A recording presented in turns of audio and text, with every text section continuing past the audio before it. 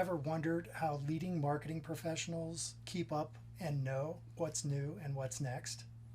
Perhaps as a business owner or marketing professional yourself, you find sometimes you're struggling with what's new and what's next. How do you get a competitive advantage? So that's what today's topic is, and welcome to Room 214 Live. I'm Jason Cormier. We're going to get into Gartner's Hype Cycle, and this is a hype cycle specific for digital marketing and advertising. I'm going to cover some topics around this, and this hype cycle that we'll look at together came out in 2017, but the reason I'm bringing it up is because Gartner's next hype cycle is going to come probably within the next 3 months.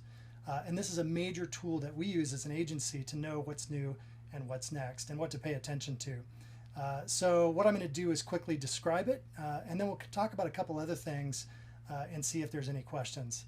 So real quick, Kai, you want to go ahead and switch to that graphic?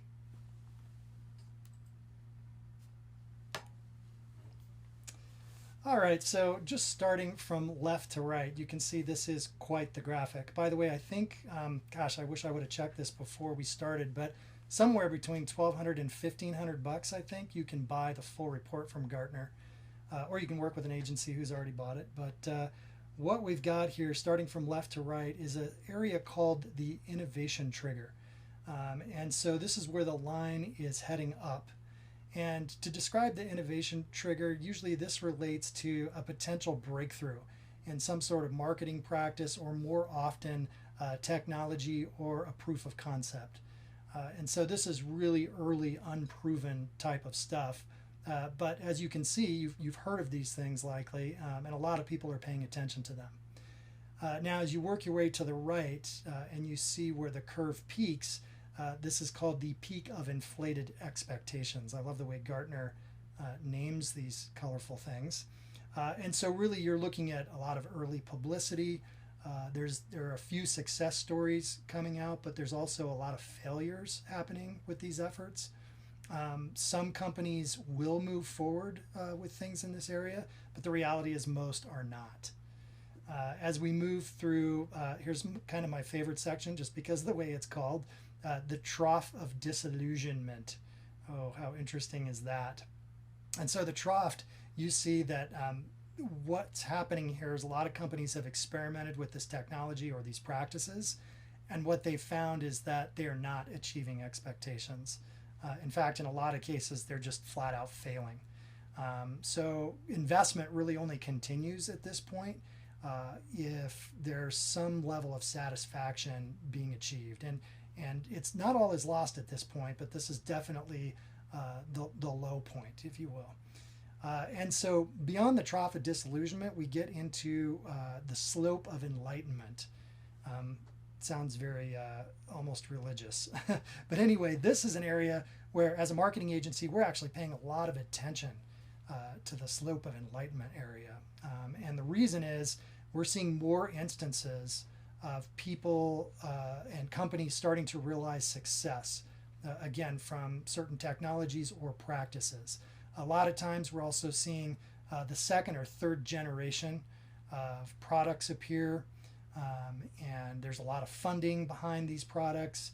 And even though a lot of innovative companies are really starting to move with these kinds of technologies and practices, you're seeing a lot of conservative companies still are not touching what's going on in this area. And then finally, we move to the final right section there, called the Plateau of Productivity. And what you can see with that is that basically we're talking mainstream. So when these practices become mainstream, that's when we're at a point where you can expect everybody's making investments. The other interesting thing about this entire imagery is that you can see there's a key in the top right that specifies the colors that are being used.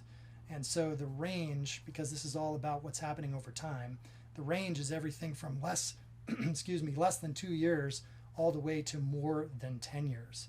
And so certainly this is an instrument used to help us really predict the future and know what's happening with what's new and next. And then the final thing that I'll bring up about this, because I already mentioned that we pay a lot of attention to the area that's around the slope of enlightenment. And so, for example, one thing worth mentioning is the real-time bidding that you see there. That is the last gray circle. That's something we're paying a lot of attention to right now. And so, for example, Google AI, we're paying attention to that because even 6 months ago, it was difficult or not even available to have Google do some level of real-time bidding for you that would consistently beat your best professional who's getting in there and doing manual bidding. So like in Google AdWords, for example.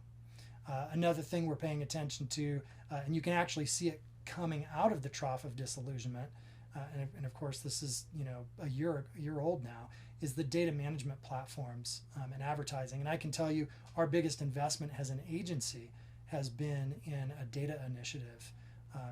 The opportunity to warehouse first-party data and really look at what we can do with data beyond just interpreting Google Analytics, for example, has been a massive amount of effort on our side. And so hopefully this helps. If you haven't heard of the hype cycle, hopefully this is pretty revealing. And of course, you can Google your guts out and find all kinds of information on it. And if you have heard of the hype cycle, hopefully this is good review. Kai, let's go ahead and bring it back to me if you would.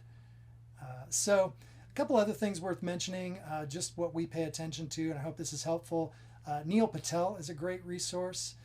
If you're into podcasting at all, we like Marketing School, which is a daily podcast, typically 5 to 8 minutes, talks about everything from SEO practices to Amazon optimization, which is also something we're doing a lot of activity around these days. And then finally, shout out to Michael Stelzner. We're big fans of Social Media Examiner. Not only what's written on the website, but certainly the podcast as well. They do a great job of that. Everything from what's new inside of Facebook advertising to Instagram, TV, you name it. So hopefully between the hype cycle, Stelzner, Marketing School, those are 3 good resources for you to know what's new and what's next. Again, I'm Jason Cormier. Thanks for joining us at Room 214 Live every Wednesday at 11:15 a.m. Mountain Time. And before we take questions real quick, I will just say thank you if you tried to tune in last week, and you can subscribe on YouTube as well as catch us live on Facebook. If you tried to tune in last week and wondered why we weren't here, I'll just quickly tell you. My son was actually struck by lightning, my oldest son. And the good news is he's okay. So just had to share that. You can Google Boulder Man struck by lightning if you want to go down that rabbit hole. There's actually some fun stuff to see. But anyway, that's all we have for this week, and so thankful for you joining us. If you have anything you want to bring up with me, feel free to email me, jason@room214.com. Will work. And just real quick, do we have any questions? No, we have 0 so far. Okay, 0 questions so far. That's okay. If you're watching this and it's not live, definitely feel free to comment and post questions as you will, and we'll do our best to get back to you that way as well. So that's it for now. Again, please subscribe via YouTube if you haven't already, and we'll look forward to seeing you next time.